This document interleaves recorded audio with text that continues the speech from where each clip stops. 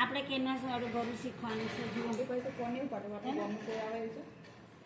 પછી આ કેનવાસ આવી રીતે ચોરસ પેલા સિલાઈ કરવાની. આપણે આને સિલાઈ કરી આપણે આ કટિંગ કરી દીધું હોય ને ગળાનું, તો તમે આવી રીતે કેનવાસ લગાવી શકો છો. જો આમ ચોરસ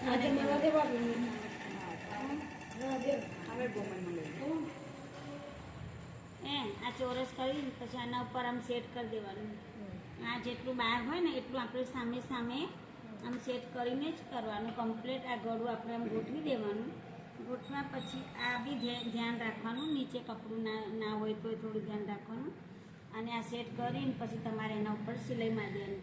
જો તમારે ટાંકણીઓ હોય તો અહીંયા ટોકણીઓ લગાવી દેવાની. ટોકણી હોય ને તમારી જોડે,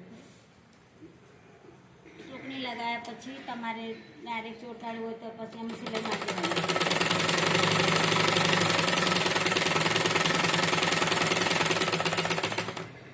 આ સિલાઈ મારી દીધી પછી આમ બધી સિલાઈઓ આવી રીતે ગોળ આખી મારી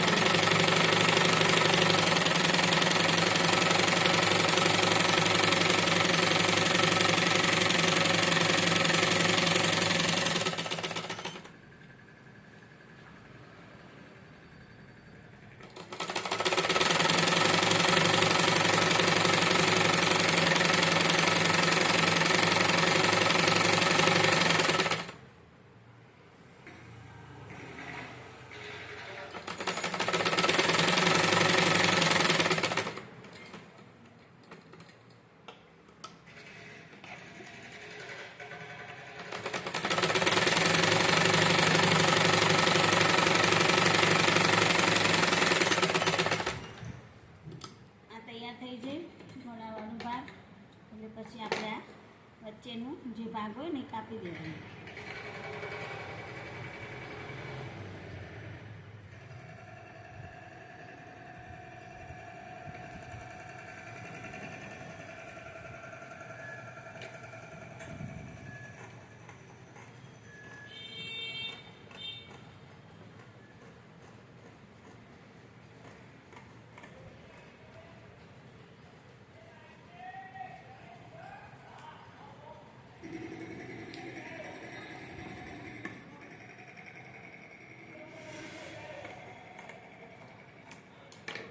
કપાઈ જાય પછી આને કટ કરવાના, નાના નાના કટ કરવાના. હે આમ કટ કરવાના.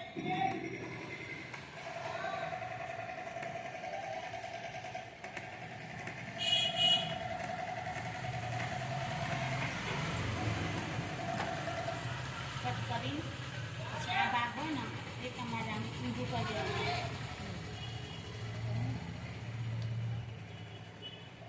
ખબર પડી ગઈ? આખું અંદર આમ જવા દેવાનું. જો આ ના નીકળે ને તો આ રીલ તમારે થોડું કાઢી અને અહીંયાથી પછી આ ખૂણો નીકળી જાય.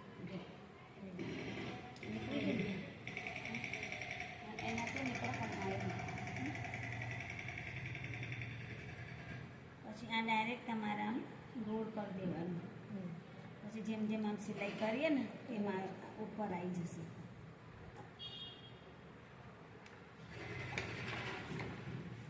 પણ પ્લેન કરવાનું છે કે પાઇપિંગ કરવાનું છે? પ્લેન નથી. આમાં સાડીમાં આ સૂટ તો નહીં થતું. પ્લેન જ. આ લેસ તો ચો સૂટ થાય, આ પકડું ચો સૂટ થાય સામે. નહીં તો પછી પાઇપિંગ નહીં. આ તો ખાલી કેનવાસ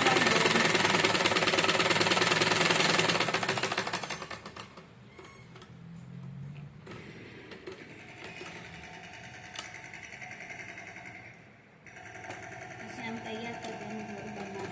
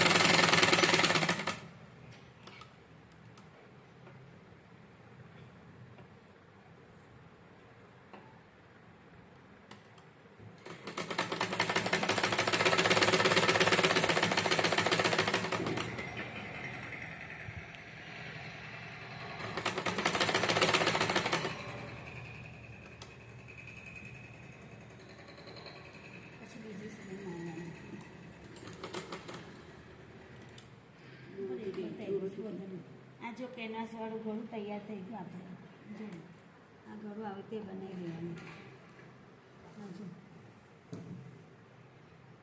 કેનવાસ નાખીને ઘડું બનાવી પછી બધું કાપી દેવાનું તો અહીંયા બીજી સિલાઈ લેસ નાખવાની છે ઓકે